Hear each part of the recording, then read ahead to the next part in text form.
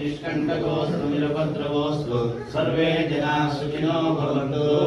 ವರ್ಷದ ಪೂಜೆಗೆ ಬರ್ಸಿರೋರು ಯಾರು ಕಾರ್ಡ್ ತಗೊಂಡಿಲ್ವೋ ಕೇಳ್ಬಿಟ್ಟು ಕಾರ್ಡ್ ಇಸ್ಕೊಳ್ಳಿ.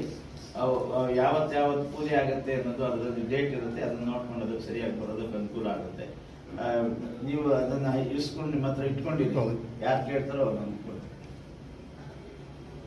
ಸ್ವಸ್ತಿ ಪ್ರಜಾಭ್ಯೈ